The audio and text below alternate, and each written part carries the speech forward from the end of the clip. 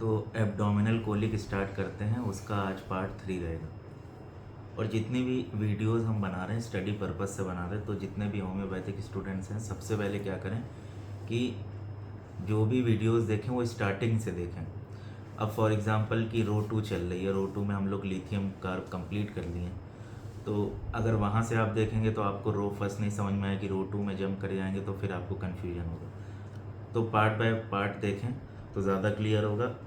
तो abdominal colic का आज पार्ट 3 है, तो पहले पार्ट 1 देखें, फिर सेकंड देखें, फिर थर्ड देखें, ठीक है। और पूरी वीडियो देखें क्योंकि ये एलोपैथी नहीं है कि ये मेडिसिन इसकी है, ये मेडिसिन इसकी है। हमको चीज़ों को समझना रहता है और बीच बीच में हम केस टेकिंग की टिप्स भी देते हैं, और हमको ये देखना रहता है कि रेमेडी के कन्फर्मेटरी सिम्टम या इंडिकेटेड सिम्टम क्या है, यहाँ पे रटने वाला काम नहीं है। तो अब हम लोग स्टार्ट करेंगे पार्ट 3। तो इसमें अब कुछ स्मॉल रेमेडी हैं लेकिन ये बहुत ही यूज़फुल हो सकती हैं। तो एनाइसम स्टेलेटम, एब्डोमिनल कोलिक है ये एनाइसम स्टेलेटम, इसका कॉमन नेम है स्टार एनाइसी फैमिली मैग्नोलियनेसी, ठीक है। Anisum is a well known for children's colic. This remedy is indicated in flatulent colic, the 3 months colic, when the pain returns with marked regularity and is attended with rumbling of gas in abdomen. Another noteworthy symptom is pain in region of third rib, generally on right side, thereby making it an important remedy for costochondritis. Stomach, nausea, chest pain extending to chest then seizes. तो इसका सबसे peculiar symptom क्या है कि nausea start होगा stomach से।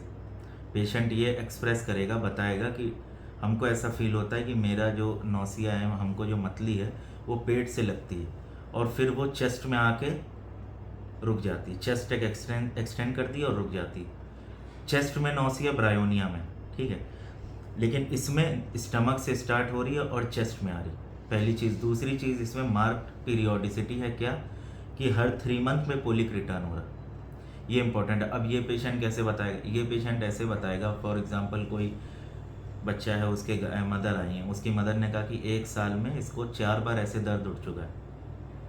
तो हम पूछेंगे 4 बार दर्द उठा है, कैसे उठा है, कब उठा है, या आपने ध्यान दिया कि किस टाइम ये ज़्यादा उठता है। तो पेशेंट ये कहेगा कि हमने नोटिस किया है कि ठीक ऑलमोस्ट 3 महीने पूरे होते हैं इसके दर्द उठ जाता है। तो फिर हम कंफर्म करेंगे, इसको थोड़ा सा और डिटेल में बताइए। हम तुरंत गाइड नहीं करेंगे, अच्छा 3 महीने पे नोट डाउन कर लिए, ऐसे नहीं, क्या पता पेशेंट गलत बता रहा हो। हम कंफर्म करेंगे जब तक एकदम क्लियर ना हो जाए। तो पेशेंट कहेगा कि नहीं 3 महीने ही में होता, हमने नोटिस किया है 1 साल में 3 महीने पे होता और 4 बार हुआ, ठीक है। ये सिम्टम हो गया। और क्या सिम्टम है इसका, राइट रिब में, थर्ड रिब में पेन है और lying on right side aggravation. तो इसको क्या बोलते हैं, रिब्स के पेन को क्या बोलते हैं, कोस्टोकॉन्ड्राइटिस, ठीक है ना। तो यहाँ पे ये इंडिकेशन हो गया एनाइसम का। अब cajuputum, cajuputum, cajuput oil family Myrtaceae. Kajuputtam is indicated in colic where the keynote indication is a feeling of enlargement.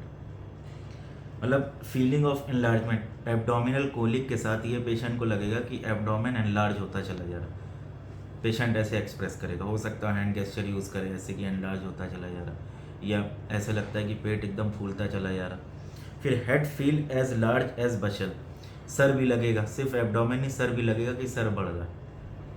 Other symptom include hiccup that is easily triggered and persistent sensation of choking. हिकफ के साथ choking है, generally हिकफ के साथ choking नहीं मिलती, लेकिन इस patient में क्या मिलेगा कि उसको हिचकी आएगी और हिचकी के साथ वो कहेगा कि हमको लग रहा है कोई चोक कर रहा है, और साथ में हमको क्या मिल रहा है, enlargement, similar to that seen in hysteria. तो ये एक हिस्टेरिकल रेमेडी है, क्योंकि ये हिस्टेरिकल सिम्टम का मतलब होता है जो पैथोलॉजी से अनकनेक्टेड हो, अनकनेक्टेड टू पैथोलॉजी, या जिसका कोई कॉज एग्जैक्ट डिफाइन ना हो पाए। फॉर एग्जांपल कि इग्नीशिया में होता है या बहुत सी ऐसी रेमेडी में होता है, ड्यूबरिक अगर हम चेक करेंगे कि पेशेंट का रेस्पिरेटरी डिफ़िकल्टी, डिस्निया है, और पेशेंट कह रहा है कि हम तेज़ चलते मेरे डिस्निया में आराम हो जाता है। अब अगर इसका लॉजिक ढूंढोगे, कॉज ढूंढोगे, ये एकदम पेक्यूलियर है और हिस्टेरिकल सिम्टम है कि डिस्निया है तो डिस्निया रेस्ट पे एम्ब्ल्यूरेशन होना चाहिए, लेकिन वहाँ पे क्या है कि तेज़ चलने तो एग्रावेशन हो रहा है, एम्ब्ल्यूरेशन हो रहा। फिर it is first rate remedy for structure of oesophagus and hence should be studied in comparison with arsenic bacteria baryta carb natrum there is a constant inclination to spit and they hawk up large quantity of tough mucus drawn from the nares. और इसमें oesophageal structure भी मिलता है, यहाँ पे किसके similar है, arsenic, baryta carb, natrum mur वगैरह। और friends of old school use it as a local application in rheumatism and dysmenorrhoea. तो ओल्ड स्कूल मतलब एलोपैथ में पहले इसको as a local application oil को डिस्मेनोरिया में यूज़ किया जाता था कि एब्डोमेन पे या लंबर रीजन में लगा दिए तो आराम मिलता था, या रूमेटिज्म में। But it's homoeopathic proving reveals a lot of reliable symptom. और इसमें क्या है, abdomen distended, nervous reflex from uterine disorder, tympanitic, typhoid. तो टाइफॉइड फीवर में अगर फॉर एग्जांपल एब्डोमेन डिस्टेंशन मिल रहा बहुत ज़्यादा और साथ में हमको हिकफ मिल रहा, हिकफ के साथ चोकिंग मिल रही है, तो रेमेडी कौन सी हो जाएगी, काजू पुट्टम। ये हो गया। अब अगली रेमेडी है momordica, momordica balsamica. The leading indication of momordica is accumulation of flatus in splenic flexure. ये कल पढ़ाए थे शायद, मोमोल्डिका क्लियर हो जाएगा। Differentiate with ceanothus for splenic action as if distension of flatulence has block that region. Gripping colic with pain in back and hypogastrium with painful and excessive menses. तो momordica में क्या होगा, splenic flexure में distension होगा, यहाँ पे किसके similar है, सियोनेथस के। तो ये भी शॉर्ट एक्टिंग रेमेडी, मतलब शॉर्ट रेमेडी है। इसका इंडिकेशन एब्डोमिनल कोलिक में ये है कि स्प्लेनिक फ्लेक्चर में फ्लैचुलेंस आके ऑब्स्ट्रक्ट हो जाए स्प्लेनिक फ्लेक्चर में, तो ये मोमोल्डिका का इंडिकेशन हो जाएगा। Yucca filamentosa, yucca must be compared with nux vomica and chelidonium. तो यक्का के सिमिलर कौन सी है, नक्स वोमिका है, chelidonium. Bad taste in mouth, tongue is yellow with the imprint of teeth. Yellow tongue है और साथ में हमको मिलेगा कि टीथ का इम्प्रिंट है टंग पे। The symptom are worse by noise, motion, pressure, gripping pain is better on bending forward. Bending forward पे ग्रिपिंग पेन बेटर हो रहा है, जो एब्डोमेन में हो रहा है ग्रिपिंग पेन बेटर हो रहा है। तो यहाँ पे ये इसकी ये मोडेलिटी किसके सिमिलर है, कोलोसिंथ के। और डायस्कोरिया में क्या था, पीछे बेंड होने पे आराम हो रहा था। अब एक और रेमेडी है एट्रोपिनम। एट्रोपिनम क्या है, एल्कोलॉइड है। तो एट्रोपिनम एल्कोलॉइड किसका है, बेलाडोना का। तो atropinum is primarily considered for 2 clinical pathologies and is to be used in lower potencies, colic with a background of pancreatitis and gall bladder related problem. तो एट्रोपिनम कब देंगे, कोलिक अगर मिल रहा है पैनक्रेटाइटिस में या गैल ब्लैडर की कोई प्रॉब्लम है तो। और इसमें भी कॉज क्या मिलेगा, फ्राइट, जैसे बेलाडोना में मिलता है सोलेनेसी फैमिली में, तो इसमें भी क्या मिलेगा, फ्राइट मिलेगा। लेकिन अगर फ्राइट के साथ किसी को पैनक्रेटाइटिस हो जाए, अगर फॉर एग्जांपल कि फ्राइट के साथ किसी को पैनक्रेटाइटिस हो जाए, तो इसमें रेमेडी कौन सी होगी, एट्रोपिनम। फ्राइट के साथ पैनक्रेटाइटिस होगी। फिर atropine as the most active principle in belladonna produces most of the characteristic effect of that drug, but at the same time the two are not identical. तो बेलाडोना में pancreatitis generally नहीं मिलेगा, ठीक है। Belladonna में generally क्या होता है कि सिंपल फिजियोलॉजिकल इन्फ्लेमेशन होगा या फिजियोलॉजिकल चेंज होगा। यहाँ पे पैथोलॉजिकल चेंज है क्या, कि पैनक्रेटाइटिस हो गई है। पैनक्रेटाइटिस का क्लिनिकल सिम्टम हमको देखना है, उसमें पेन कहाँ रेडिएट करता है, शोल्डर पे जाता है और बहुत सीवियर पेन होता है, ठीक है। तो ये चीज़ हमको चेक करनी है। और एट्रोपिनम में क्या है, गैस्ट्रेल्जिया में भी इंडिकेट होती है। गैस्ट्रेल्जिया में क्या होता है, एल्जिया का मतलब पेन, तो गैस्ट्रिक रीजन का pain, a purely neuralgic type of pain, also in gastric ulcer, ठीक है। ये चीज़ मिल गई। और इसका क्या है इम्पोर्टेंट, इसके जितने भी पेन है डायलेटेड प्यूपल्स मिलेगा। एट्रोपिन क्या है, एट्रोपिन को अगर पढ़ेगा अगर आदमी, तो एट्रोपिन में ये देखेगा कि ये एज अ मिड्रिएटिक काम करती है। मिड्रिएटिक मतलब प्यूपल को डायलेट करती है, ठीक है। मिड्रिएटिक मियोसिस होती है वो आई कटर में, तो प्यूपल को डायलेट करती है। तो एट्रोपिन के इंजेक्शन ये एलोपैथ भी यूज़ करते हैं एज अ पेन किलर या नंबनेस करने के लिए, ठीक है, एनेस्थीसिया देने के लिए शायद वो लोग यूज़ करते हैं। तो एट्रोपिन वहाँ पे काम कर सकती है। और इसका इंडिकेशन अगर पैनक्रेटाइटिस मिल जाए, फ्राइट मिल जाए, डायलेटेड प्यूपल मिल जाए, तो एट्रोपिनम रेमेडी हो जाएगी।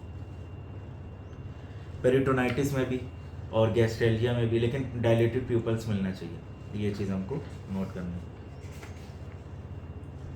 एटिस्टा हो गई। क्यूप्रम आर्स, क्यूप्रम आर्स पढ़ते हैं। Cuprum ars is a remedy that is seldom considered in digestive problem. Cuprum ars generally diarrhoea वगैरह में देते हैं और क्रैम्प्स, अगर डायरिया के साथ सीवियर क्रैम्प हो काफ्स रीजन में, ठीक है, तो क्यूप्रम आर्स इंडिकेट होती है। और साथ में आर्सेनिक की एंग्जाइटी हो, एक तो क्यूप्रम का एंगर हो और क्यूप्रम का स्पाज्म हो और आर्सेनिक की एंग्जाइटी हो, ये दो मेंटल स्टेट इसका मिलेगा कंबाइन मिलेगा। It is characterise by more intense colic than cuprum, और क्यूप्रम से भी ज़्यादा इंटेंस कोलिक होगा इसमें।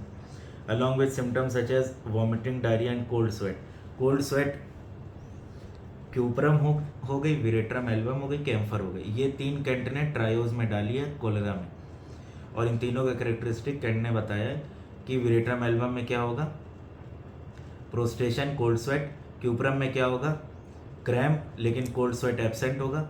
और कैम्फर में क्या होगा, पूरी तरीके से प्रोस्टेशन होगा और प्रोफ्यूज कह रहे हैं, प्रोफ्यूज डिस्चार्ज होगा कि तुम्हारा ये वॉमिटिंग डायरिया बहुत ज़्यादा होगी। थोड़ा सा हो सकता हो कि एग्जैक्ट हम ना बता पाए, उसको एक बार कैंट से चेक कर लेना, तो कैंट ने मेंशन किया।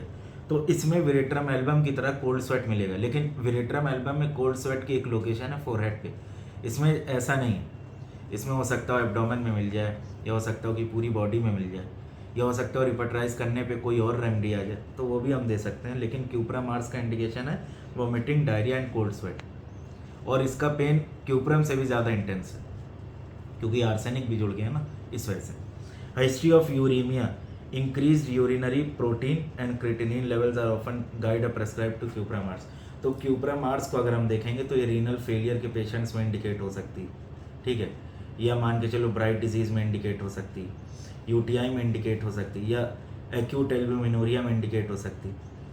जैसा भी कुछ दिन पहले हमने एक पेशेंट को कैलकेरिया आर्स दी थी, तो उनके केस में हमने टेम्पररी दी थी, तो उनके केस में ये था कि पेशेंट को एल्ब्यूमिनूरिया बहुत ज़्यादा हो रहा था, और पेशेंट ने हमसे ये कहा कि जब से मतलब पेशाब की दिक्कत हुई है हमको एंजाइटी बहुत ज़्यादा हो रही, बहुत सीवियर हो रही। पेशेंट का कॉन्स्टिट्यूशन कैलकेरिया से कुछ मिल रहा था, तो कैलकेरिया कर्व ना देके हमने कैलकेरिया आर्स दी। फिर हमने एक रूब्रिक चेक किया एल्ब्यूमिनूरिया विद एंजाइटी, उसमें एक ही रेमेडी है, नर ने दिया कैलकेरिया आर्स, तो कैलकेरिया आर्स से उनको बहुत आराम हुआ, उनका एल्ब्यूमिन भी कम हुआ और प्लस एंजाइटी तो बहुत कम हुई। और उन्होंने बताया कि पेशाब अब ठीक हो रहा है और जितना होना चाहिए उसमें कोई स्मेल वगैरह नहीं है, एंजाइटी में बहुत आराम हुआ था। ब्लड प्रेशर भी उनका हाई था, क्योंकि जब पेशेंट एल्ब्यूमिनूरिया की तरफ जाता है तो रीनल फेलियर, क्रिएटिनिन वगैरह बढ़ने लगता है, सोडियम बढ़ता है, तो सोडियम बढ़ेगा ऑटोमेटिक ब्लड प्रेशर बढ़ेगा।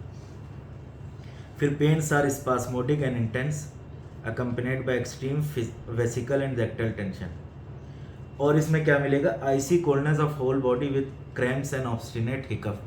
ये इंपॉर्टेंट है कितना कि आइसी कोल्डनेस है एक तो पूरी बॉडी की, साथ में क्रैम्प्स है और साथ में हिकअप है। आइसी कोल्डनेस कैम्फर में मिलती है लेकिन कैम्फर में हिकअप नहीं मिलेगा। विरेट्रम एल्बम में कोल्ड स्वेट मिलेगा लेकिन हिकअप नहीं मिलेगा, और इसमें तीनों मिल रहा, क्रैम्प्स भी मिल रहा, आइसी कोल्डनेस भी मिल रही और हिकअप भी मिल रहा। तो अगर फॉर एग्जांपल कोई पेशेंट है, उसको पेट में दर्द हो रहा है, एब्डोमिनल कोलिक हुआ है और कॉज उसका रीनल का ओरिजिन है या एब्डोमिनली का ओरिजिन है, ठीक है, और साथ में हमको ये मिल गया कि इसके प्रोटीनूरिया भी हो रहा है, एल्ब्यूमिनूरिया भी हो रहा है, आइसी कोल्डनेस ऑफ बॉडी है, क्रैम्प्स है और साथ में हिकअप मिल रहा और कोल्ड स्वेट भी है, ये चीज़ बताना भूल गए, कोल्ड स्वेट भी है, तो रेमेडी के ऊपर मार्क्स हो जाएगी। An important concomitant worth noting is the icy coldness of feet with cramps. ये इंपॉर्टेंट है कॉन्कोमिटेंट सिम्टम, ये हमको बीवीसीआर में मिलेगा कि क्रैम्प्स के साथ, एब्डोमिनल कोलिक के साथ अगर cramps icy coldness of feet मिल रही है तो क्यूप्रम आर्सेनिक। तो ऐसे कल का जो पेशेंट था, इसको विरेट्रम एल्गम प्रेस्क्राइब किए थे, उसमें क्या था 101 फीवर था और रेस्पिरेशन तुम्हारा ऑक्सीजन तुम्हारा आ गया, SpO2 तुम्हारा 86 आ गया, और पेशेंट ने वो गार्जियन ने बताया कि इनके दोनों फीट हैं, कोल्ड हैं और ब्लू हैं। तो हम लोग ने रिपेट्राइज किया तो उसमें कॉन्कोमिटेंट यही था, तो विरेट्रम एल्बम निकली थी और पेशेंट क्योर हो गई। तो ये कॉन्कोमिटेंट सिम्टम बहुत ज़रूरी होता है हमको नोट करना है एक्यूट केसेज में, और इन्हीं पे रेमेडी प्रेस्क्राइब होती है क्योंकि ये बहुत पेक्यूलियर होते हैं। आगे हम देखेंगे cuprum ars is also indicated in diabetes when the urine turns dark red and emits a peculiar garlicky odour. अगर कोई पेशेंट डायबिटिक है और यूरिन रेड होने लगे और जो यूरिन है उसमें से गार्लिक की स्मेल आने लगे, तो remedy क्यूप्रामार्स।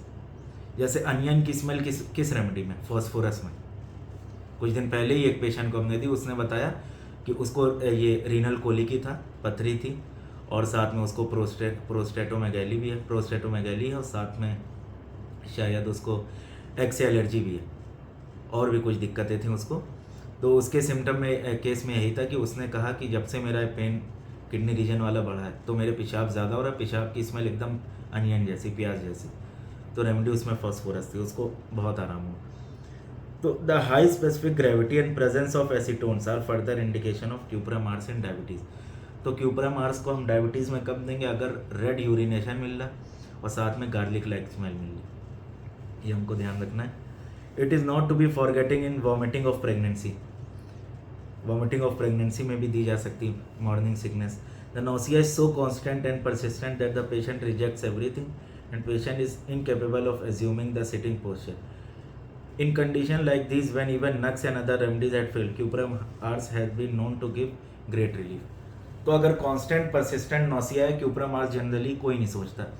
Iris versicolor, lac defloratum, nux vomica, pulsatilla, ये रेमडीज जनरली प्रेस्क्राइब्ड होती, लेकिन क्यूप्रामार्स भी हो सकती है। और इसमें क्या है कि सिटिंग से जो है पेशेंट को एग्रावेशन हो रहा है, पेशेंट सिट नहीं कर पा रहा, चाहे इरेक्ट हो चाहे बेंड हो, बैठने पे उसका नोसिया एग्रावेट हो रहा है।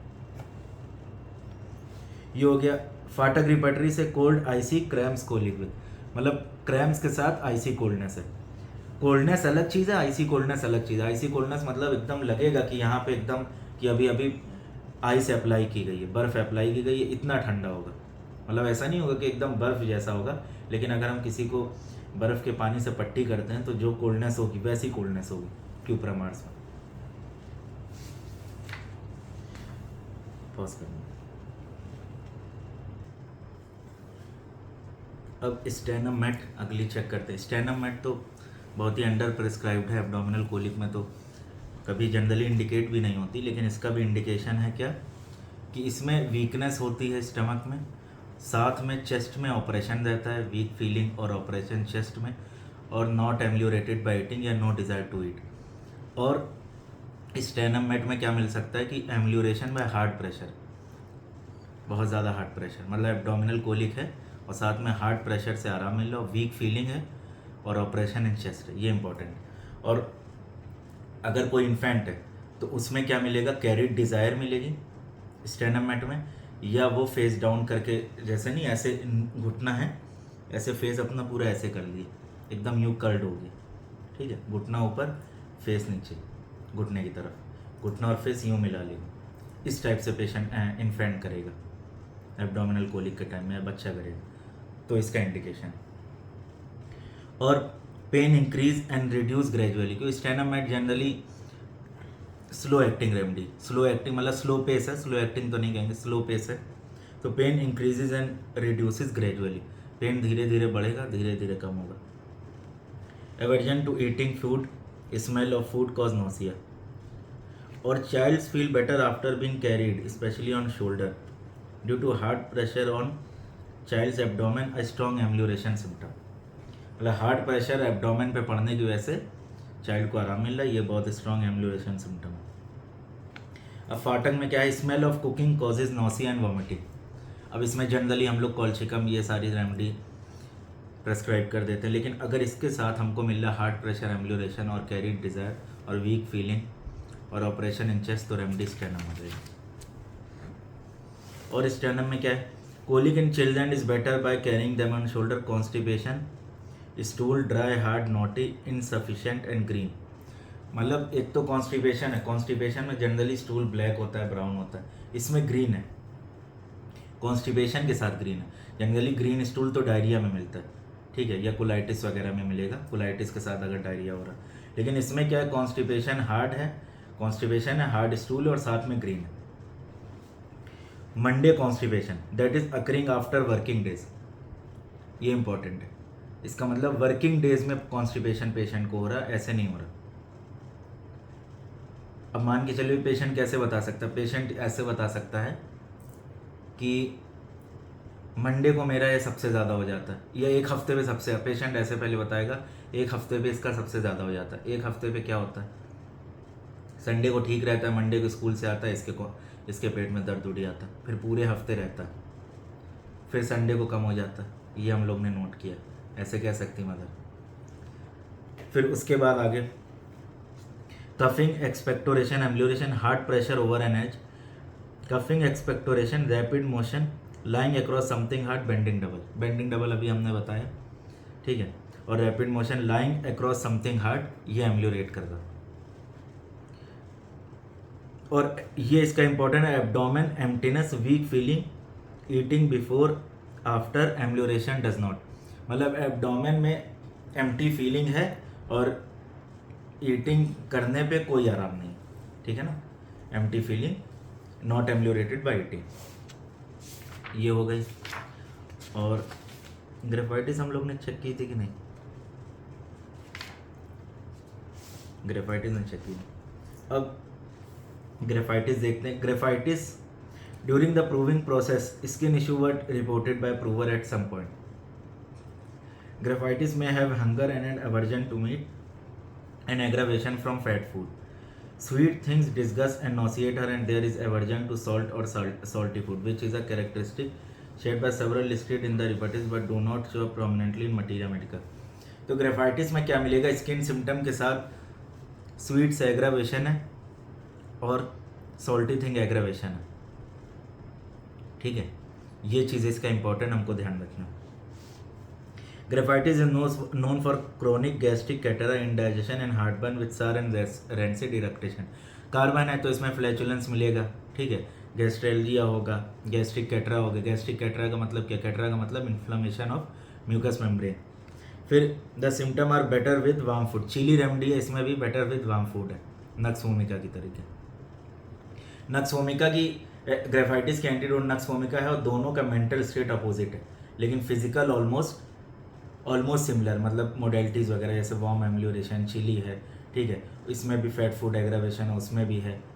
तो ये चीज़, लेकिन मेंटल स्टेट जस्ट अपोजिट है। तो ग्रेफाइटिस की एंटीडोट नक्स वोमिका है।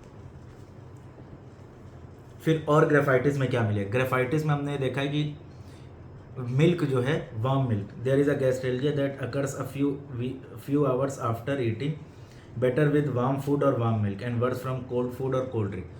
मतलब गैस्ट्रेल्जिया है और वार्म फूड से एम्ब्ल्यूरेशन मिल रहा है। ये पेक्यूलियर है क्योंकि गैस्ट्रिक एफेक्शन में ऑलरेडी अंदर कह लो कि एसिडिटी बढ़ गई है, तो एसिडिटी को तो जनरली कोल्ड से एम्ब्ल्यूरेट होना चाहिए, लेकिन ग्रेफाइटिस में क्या है कि वार्म मिल्क से एम्ब्ल्यूरेशन है या वार्म ड्रिंक से या वार्म फूड से एम्ब्ल्यूरेशन है और कोल्ड से एग्रावेशन है। नेट्रम कार्ब के सिमिलर मेंटल लेवल पे नेट्रम कार्ब में, लेकिन क्या है, severe aggravation from warm milk है। ये डिफ्रेंशिएट करने का तरीका, अगर हम एक्यूट बेसिस पे दे रहे हैं और कॉन्स्टिट्यूशनल बेसिस पे भी दे रहे हैं। तो नेट्रम कार्ब में like sepia warm milk aggravation. This may be accompanied by abdominal colic, words below the umbilicus that occurs immediately after eating. Graphitis patient generally prefer to lie on their left side. Left sided remedy है graphites, और इसमें patient भी desire करेगा कि left side को हम लेटें। और इसका क्या है, one of the rivals of graphites here is little proved remedy ornithogalum. यहाँ पे एब्डोमिनल कोलिक में ग्रेफाइटिस के जो सिमिलर रेमेडी है ऑर्निथोगैलम, और इसका क्या है, we have seen its great value in gastric ulcer even with severe haemoptysis and it has cured cancer of stomach. Ornithogalum में क्या मिलता है कि कैंसर ऑफ स्टमक भी मिलता है, ग्रेफाइटिस में भी मिलता है। तो यहाँ पे ऑर्निथोगैलम इसके सिमिलर रेमेडी। और क्या है, the chief indication for an ornithogalum are great distension of stomach, belching, offensive flatus, must loose cloth. Ornithogalum में भी क्या मिलता है, मस्ट लूज क्लोथ हो गया, मतलब क्या करेगा कि वो अपने वेस्ट के नीचे कोई चीज़ टाइट नहीं पहन पाएगा, बेल्ट नहीं लगा पाएगा, टाइट क्लोथिंग नहीं कर पाएगा। ये चीज़ किस में, लाइकोपोडियम है, कार्पोवेज में है, ग्रेफाइटिस में है, काली कार्ब में, ऑर्निथोगैलम में भी है, सल्फर में है। एगोनाइज ऑफ पेन रिलीफ, फिर उसके बाद but instead of graphites relief from line. और ऑर्निथोगैलम में क्या मिलेगा, ग्रेफाइटिस में लाइन से एम्ब्ल्यूरेशन नहीं है, ऑर्निथोगैलम में लाइन से एम्ब्ल्यूरेशन है, ये इंपॉर्टेंट है। और वहाँ पे वार्म फूड से एम्ब्ल्यूरेशन है और यहाँ पे भी वार्म फूड से एम्ब्ल्यूरेशन, लेकिन डिफ्रेंशिएट हम कहाँ से करेंगे, ग्रेफाइटिस में लाइन से एम्ब्ल्यूरेशन नहीं, ऑर्निथोगैलम में लाइन से एम्ब्ल्यूरेशन। और यहाँ तक कि क्लार्क के इंट्रोडक्शन में अगर हम ऑर्निथोगैलम पढ़ेंगे वहाँ पे इसका एक कैंसर का केस क्योर्ड भी मिला है स्टमक का, और उसके सिम्टम्स अभी हम लोग चेक कर लेंगे, उसके सिम्टम्स भी वहाँ पे दिए होंगे। फिर उसके बाद अगर हम देखें, ornithogalum is far worse at night, there may be sensation as if bag of water turns when she turns over in bed. Ornithogallum has also hateful depression and desire for suicide. Ornithogallum more syphilitic side है, night में aggravation है, graphites में generally night में aggravation उतना नहीं मिलेगा ये चीज़। और ऑर्निथोगैलम का एक और पेक्यूलियर सिम्टम है एब्डोमिनल कोलिक के साथ। अगर पेशेंट ये कह रहा है कि अंदर लगता है कि पानी का बैग भरा हुआ है, और जब हम करवट चेंज करते हैं, पोजीशन बदलते हैं बेड पे, तो हमको साफ साफ क्लियर कट ये सेंसेशन होता है कि अंदर जो बैग है पानी से भरा हुआ है वो उधर चला गया, फिर उधर से इधर आ गया, ये चीज़। फिर और हम देखते हैं another keynote is burning in stomach ameliorate by eating. ये ऑर्निथोगैलम का सिम्टम है, ग्रेफाइटिस हो गई है। बर्निंग इन स्टमक किससे हो रही है? एम्ब्लोरेशन ईटिंग से हो रहा है, ये भी इंपॉर्टेंट है। कैंसर के पेन में जनरली क्या होता है? बर्निंग पेन होता है, और ईटिंग से एम्ब्लोरेशन है। They get the colic immediately after eating, ठीक है। बर्निंग तो एम्ब्लोरेट हो रही है लेकिन पेन बढ़ जा रहा है, ये इंपॉर्टेंट है, ध्यान रखना। पेशेंट ये कह सकता है कि मेरे पेन होता है, हम खाना खाते हैं तो मेरी जलन तो ख़त्म हो जाती, बर्निंग पेन है, बर्निंग तो ख़त्म हो जाती, लेकिन पेन बढ़ जाता है, ये चीज़ है। तो अगर फॉर एग्जांपल कैंसर का कोई स्टमक का पेन है, ठीक है, जब हम कैंसर की थेरेप्स कवर करेंगे तो उसमें भी बताएंगे। तो स्टमक का कैंसर का पेशेंट है और साथ में ये सिम्टम है, लाइंग एग्रावेशन है, नाइट एग्रावेशन है, और क्या मिल रहा है? और मिल रहा है सुसाइडल टेंडेंसी और bag like water in abdomen sensation, ठीक है, ये चीज़ मिल ली। और क्या मिल रहा है हमको? और साथ में हमको ये मिल रहा है burning pain ameliorated by eating. Pain बढ़ रहा है लेकिन बर्निंग एम्ब्लोरेट है, तो रेमेडी कौन सी हो जाएगी? ऑर्निथोगैलम। और नर रिपटरी से अब ये फिर ग्रेफाइटिस का आ गया, क्योंकि इन्होंने बीच में कंबाइन कर दी थी। नर रिपटरी से क्या है? Gastralgia women in during climacteric period. Graphites में क्लाइमेक्ट्रिक एग्रावेशन है, लाइक काली कार्प थायरॉइडिनम, तो इसमें भी क्या है? गैस्ट्रेल्जिया क्लाइमेक्ट्रिक पीरियड में एग्रावेट हो रहा है। अब पेशेंट ये कैसे बताएगा? मान के चलो कोई लेडी है, वो हमको देख के लग रहा है कि इसका मेनोपॉज हो चुका है, तो हम यह होने वाला है 45 है, 45 प्लस है, तो हम उससे पूछेंगे एब्डोमेन की कंप्लेन कब से स्टार्ट हुई है, कब से आपको GERD हो गया या गैस्ट्रेल्जिया हो गया, जो पेट की दिक्कत है, एसिडिटी वाली, फ्लैचुलेंस वाली, कब से स्टार्ट हुआ है? पेशेंट ने कहा कि अभी 1-2 साल हुआ या कुछ महीने हुए, तो हम समझ जाएंगे क्लाइमेक्ट्रिक एज एग्रावेशन है। फिर उसके बाद हम और कन्फर्मेटरी सिम्टम्स देखेंगे, अगर वो मैच करेगी तो ठीक है, नहीं करेगी तो हम कोई किसी और रेमेडी की तरफ जाएंगे। तो ग्रेफाइटिस में क्या है? Gastralgia women in during climacteric period, ये इंपॉर्टेंट है। और इम्पॉर्टेंट क्या है? Stomach eating colic immediately after convulsion during. इसका मतलब ये है कि ईटिंग के बाद तुरंत कोलिक हो रहा और साथ में कन्वल्जन है, मतलब ईटिंग के बाद कन्वल्जन है, रूब्रिक हम डालेंगे कन्वल्जन ईटिंग आफ्टर, और साथ में एब्डोमिनल कोलिक भी, मतलब पेन भी है एब्डोमेन में और साथ में कन्वल्जन भी। और हमको क्या मिलेगा? Gastralgia periodical with vomiting of food immediately after eating, pain, burning and radiating into abdomen. तो ये ग्रेफाइटिस हो गई। रेफिनस सेटाइवस हम लोग ने कवर कर ली थी।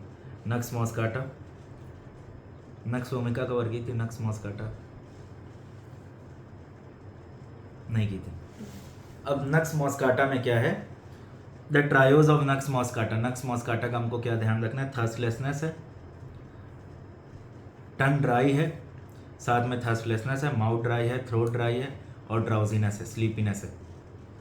मतलब पेशेंट का मुंह एकदम सूखा हुआ है, थ्रोट सूखा हुआ है, उसके बाद भी ड्रिंक करने का मन नहीं है, no desire to drink water, और साथ में हमको ड्राउजीनेस, स्लीपनेस मिल रही, स्टूपेफेक्शन मिल रहा, डलनेस मिल रहा, कन्फ्यूजन मिल रही। रेमेडी कौन सी हो जाएगी? नक्स मॉस्काटा। इतनी ड्राइनेस होगी टंग की कि टंग अपर हार्ट पैलेट पे स्टिक हो जाएगी। और नक्स मॉस्काटा में क्या है? The keynote symptom is mental exhaustion and emotional distress causing colic, they are chilly. Nux moschata भी चिली है। हिस्ट्री फेंटिंग मिलेगी। फेंटिंग क्यों मिल रही है? मैग्नोलियनी फैमिली की है। इस फैमिली की जितनी रेमेडी है इनमें फेंटनेस, अनकॉन्शियसनेस, ये चीज़ें मिलती हैं। क्यों?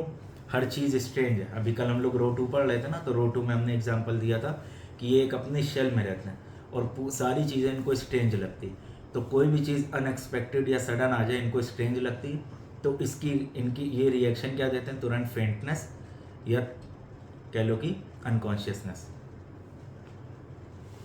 History of fainting and low electrolytes. Nux moschata in his history has emotional stress और कॉन्ट्राइंडिकेशन और insult leading to faintness and unconsciousness.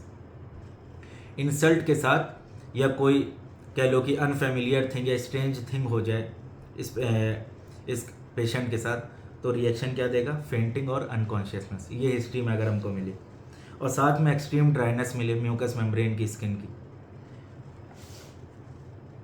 It is useful in suppression of menses from mental excitement और getting wait. ये important है।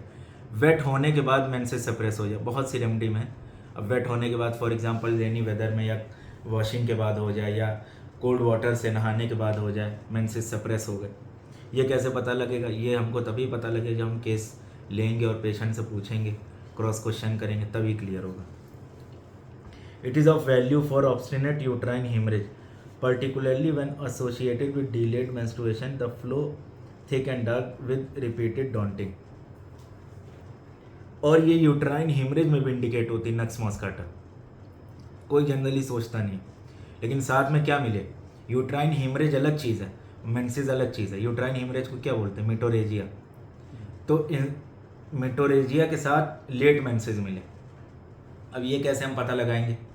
या हम ऐसे पता लगाएंगे कि पेशेंट ये कहेगा कि 2 महीने पे मेरी ब्लीडिंग होती है, वो 3-4 दिन रहती, लेकिन बीच बीच में बहुत ज़्यादा होती रहती, तो वो मेंसेस नहीं है, वो यूट्राइन हेमरेज है। अब हो सकता है फाइब्रॉइड हो, उसको हो सकता है एंडोमेट्रियोसिस हो, ठीक है, हो सकता हो कि मेट्राइटिस हो, ये सारी चीज़ें मिल सकती हैं। तो अगर ये मिल रही है और साथ में हमको ये मिल गई, ड्राइनेस मिल गई, स्टूपेफैक्शन मिल गया, डलनेस मिल गया, पास हिस्ट्री में अनकॉन्शियसनेस मिल गई, फेंटिंग मिल गया, चिली मिल गई रेमेडी, कंफ्यूज मिल गई, और हमने देखा कि स्टेट इसका उस टाइप से लिथियम कार्ब जैसा, स्टेमोनियम जैसा, या कह लो कि हेलिबोरस जैसा, कैम्फर जैसा, तो रेमेडी कौन सी हो जाएगी? नक्स मॉस्काटा। मतलब हम हर रेमेडी से कुछ ना कुछ क्लिनिकल टिप्स लेके किसी दूसरी रेमेडी तक पहुंचते हैं। ये अगर करना सीख गए तो रेमेडी निकालना बहुत आसान हो जाता है। इसीलिए हमको समझना चाहिए कि इस रेमेडी के सिमिलर कौन सी, इसके सिमिलर कौन सी। हर रेमेडी टोटली पूरी तरीके से दूसरे के सिमिलर नहीं होती, कोई एक एस्पेक्ट होगा, किसी से कोई एक होगा, किसी से कोई एक होगा, उसको कंबाइन करके पूरी एक रेमेडी बन जाती है। ये चीज़ है। तो नक्स मॉस्काटा भी हो गई है, कोलेस्ट्रीनम बची है, कोलेस्ट्रीनम रहने देते हैं, बस इतनी रेमेडी। अब अगली रेमेडी बहुत छोटी सी है, cataria nepeta, common name catnip, family labiatae. Labiatae plant की पूरी फैमिली, इसको डीप पे पढ़ाएंगे जब प्लांट किंगडम कवर करेंगे। तो कैटेरिया में क्या है? कोलिक चिल्ड्रन का, और इसमें कैरेक्टरिस्टिक क्या होता है कि थाई में पेन होता है, ट्विस्टिंग पेन होता है, थाई में ट्विस्टिंग पेन होता है एब्डोमिनल कोलिक के साथ, ये हमको ध्यान रखना है। यहाँ पे किसके सिमिलर है? कैमोमिला और मैकफॉस के। कैमोमिला का जो मेंटल स्टेट है वही इसका मेंटल स्टेट होगा, मैकफॉस के भी सिमिलर है। तो labiatae sensation keywords seen in cataria cases can be described as feeling of pleasant excitement। तो लेबिएटी फैमिली में भी सेंसेशन है, एक्साइटमेंट। यहाँ पे किसके सिमिलर है? ये सेंसेशन लेवल से रूबिएसी के, जिसकी चाइना है, ठीक है। तो हिस्टेरिकल नर्वस रेमेडी है, ये हमको ध्यान रखना, और इसमें थाई पेन होता है और ट्विस्टिंग पेन है, बस हमको ये इतना इसमें देखना। ग्रेनेटम हो गई। बायोकेमिक टिश्यू सॉल्ट में अगर हम देखें, नेट्रम फॉस एसिडिक स्टेट होता है, kali phos pain and cramp, nervous system is high strength, patient cannot sleep at night. तो अगर मान के चलो कि ये हमको इंसोमिया भी मिल रहा है तो हम बायोकेमिक के तौर पे दे सकते हैं इसको। मैक फॉस के साथ क्या है कि मैक फॉस के साथ spasmodic colic pain ameliorated by pressure, cramp like pain typically में have history of worm. Mag phos में क्या मिलेगा? क्रैम्प मिलेगा, और साथ में हिस्ट्री में वॉर्म्स भी मिलेंगे पेट में। तो मैक फॉस हो गया। ये कुछ बायोकेमिक रेमेडीज है, और कोलेस्ट्रीनम एक रेमेडी है, उसको हम देख लेते हैं।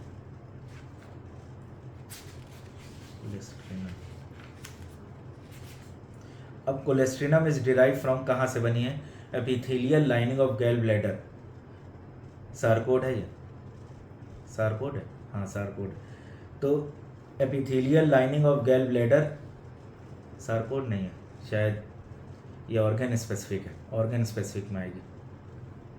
तो epithelial lining of gall bladder and larger ducts वहाँ से बनी। कोलेस्ट्रिनम is often near specific for cases of acute gallstone colic. Attacks come and go suddenly, pushing pain in the region of gallbladder duct, region of liver, sore sensitive to touch or vibration, worse lying on that side, tongue coated dirty, yellowish white, profuse urine before the attack, worse bending और sudden motion. मतलब अगर कोलेस्ट्रिनम में, अगर हमको कोलेस्ट्रिनम gallstone colic के लिए prescribe करनी है, जनरली गैलस्टोन कोलिक की ऑलमोस्ट स्पेसिफिक है, ठीक है, तो इसका प्रेस्क्रिप्शन का क्या होगा मेथड, इंडिकेशन, कि पेशेंट ये कहेगा कि जब जब हमको गैलस्टोन कोलिक का पैरोक्सिज्म आता है तो हमको उससे पहले हम देखते हैं कुछ घंटे पहले मेरे यूरिनेशन बहुत ज़्यादा होता है। अब ये पेशेंट फर्स्ट टाइम में नहीं बता पाएगा, जब 6-7 एपिसोड्स हो चुके होंगे उसके साथ, तब पेशेंट ये कहेगा कि हमने नोट कर लिया, कन्फर्म है कि जिस दिन मेरे पेशाब बढ़ेगा उसके कुछ घंटे बाद या एक दिन बाद मेरे पेन उठना ही उठना है। तो एकदम एग्जैक्ट कोलेस्ट्रिनम का इंडिकेशन, ठीक है। पोटेंसी कौन सी देंगे? पोटेंसी हम 3x में भी दे सकते हैं, 30C 60 में भी दे सकते हैं, और रिपीटेड देंगे। तो गैलस्टोन को, ये गैलस्टोन भी क्योर कर सकती, गैलस्टोन क्योर भी हो जाएगा, सिर्फ कोलिक नहीं क्योर होगा। तो ये इसका इंडिकेशन है। और वॉयलेंट सडन पेन होगा, टच एग्रावेशन है, वाइब्रेशन भी एग्रावेशन है, कोई चीज़ वाइब्रेट भी कर रही वो भी एग्रावेशन है, ठीक है। वर्स बेंडिंग और sudden motion. Burnett uses the 3x और 3 trituration and substantial doses. He recommends it in obstinate hepatic enlargement which by reason of their obstinacy make one think interrogatively of cancer। तो cancer के case में भी कोलेस्ट्रिनम indicate होती है। अगर मान के चलो कि कोई कैंसर का पेशेंट है, उसको गैलस्टोन भी हो गया, या गैल ब्लैडर का कैंसर है किसी को, मान के चलो किसी को गैल ब्लैडर का कैंसर है, और उसने ये बताया कि मेरे जब भी पेन होता है लिवर गैल ब्लैडर के रीजन में, उससे पहले यूरिन बढ़ जाती, जो अभी हमने बताया थोड़ी देर पहले। तो पैथोलॉजी कोई भी हो, अगर ये क्लासिकल सिम्टम हमको मिल गया कि profuse urine before the attack, तो रेमडी कोलेस्ट्रिनम हो जाएगी। साथ में हमको कॉन्स्टिट्यूशनल देनी है, कैंसर के केस में कॉन्स्टिट्यूशनल रेमडी मस्ट है, और कॉन्स्टिट्यूशनल रेमडी में भी हमको उसकी कंपैटिबल और कॉम्प्लीमेंट्री चेक करते रहना है, क्योंकि कैंसर के केसेस में रेमडी बहुत सडनली चेंज होती हैं कभी कभी। और हम देखेंगे in such cases Burnett gives alternatively, एक चीज़ और है, also in cases in which there appears to be semi-malignant affection involving the left lobe of liver।